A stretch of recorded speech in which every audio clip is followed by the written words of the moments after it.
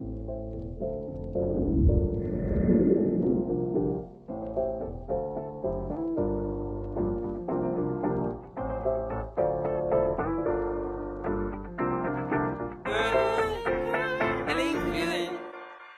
feeling good, like I should. When in dark, I walk around the neighborhood. Feeling blessed, never stressed. Got that sunshine on my Sunday best. Yeah, hey, every day can be a better day despite. Hello to you. Hello, and thank you for joining me in music class today. I'm so excited you're here. All right, I have a very exciting lesson for you.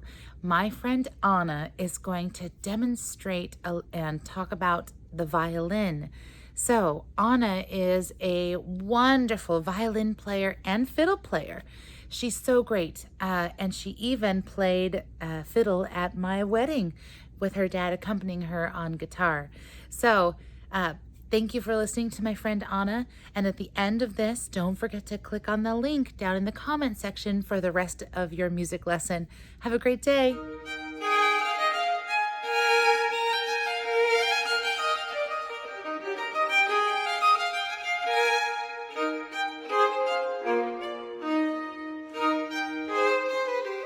Hi, I'm Anna Maberry, violinist with the Walla Walla Symphony, and today we're going to be learning about the violin.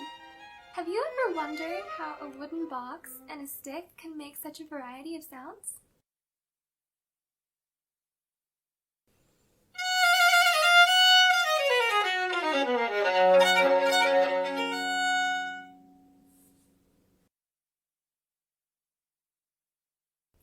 Well, today I'll show you how a violin works from the inside out.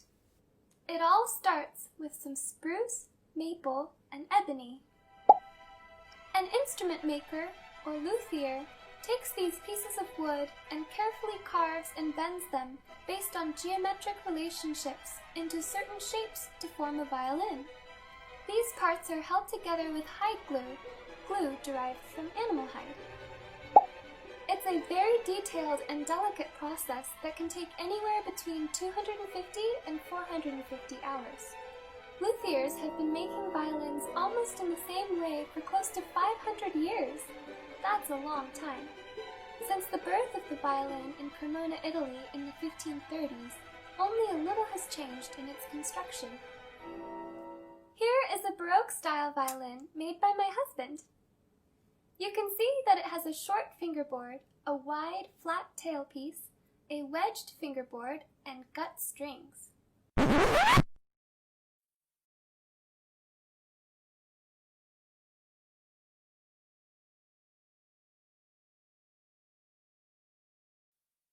Well, not catgut, but yes, all bowed and plucked string instruments used gut strings until relatively recently. Violin fact!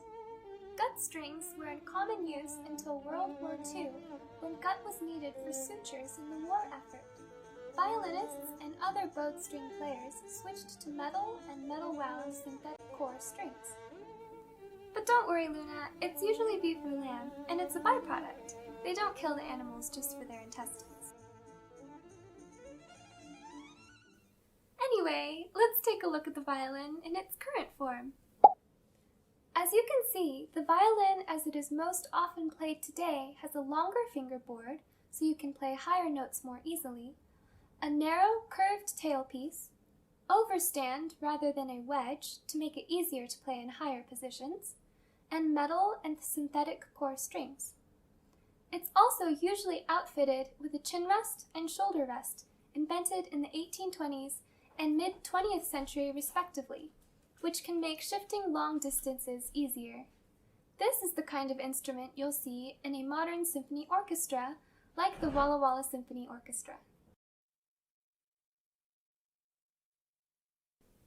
Good question, Luna. The stick is called a bow, and I use it to make all sorts of sounds on my violin. Not that kind of bow, silly! There are lots of kinds of bows, but no matter what the bow, the sound is produced in basically the same way. The hair is made sticky with rosin, derived from pine resin, and the sticky hair grabs the string and makes it wiggle, which produces sound. The sound resonates in the hollow body of the violin and escapes through the sound holes into our ears. Voila! Violin fact! Most bows use hair from white-haired male horses. Female horses pee on their tails, weakening the hair.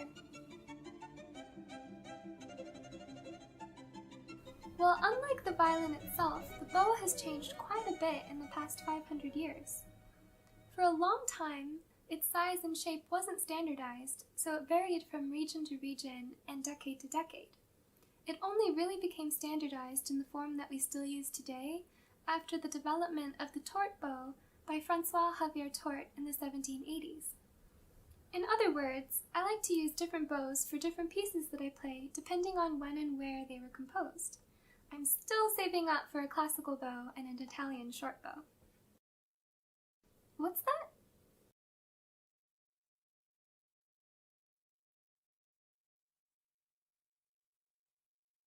Yes, exactly! You're smart for a cat. Not to say that you can't use a modern violin and bow when you play Bach. You can use whatever equipment that helps you express the music how you feel it. The reason I use historical equipment is because it helps me to understand and connect with the music. And it's kind of like time travel. Right? And it's also sort of like detective work. Well, imagine you're reading an old book you borrowed from the library. You turn a page and suddenly a slip of paper falls to the floor. You pick it up. It has writing on it.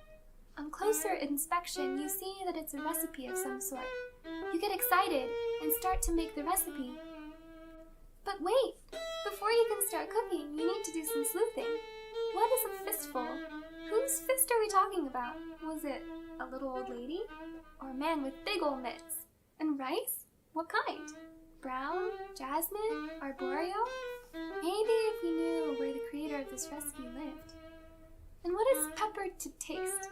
Did they like spicy food? Does it matter what they liked as long as we like the final result? Maybe this is getting a little philosophical for a recipe, but you get the idea. We have to ask these kinds of questions when we think about music, especially music that was written a long time ago.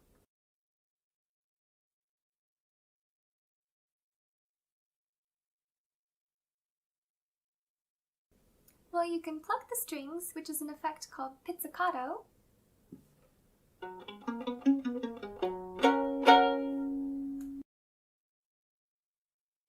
Yeah, or you can bow them in all sorts of ways. Think of the bow as a singer's breath. It's where the magic happens, allowing you to produce all kinds of articulations, dynamics, shapes, and timbres or colors. Right? And combining these techniques in effective ways allows us to express the music beautifully.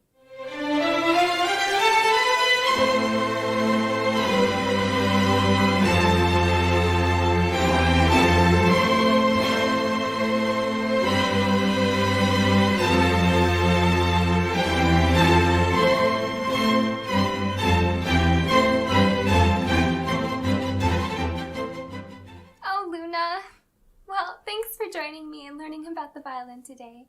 I hope you had fun, and I look forward to seeing you next time in part 2.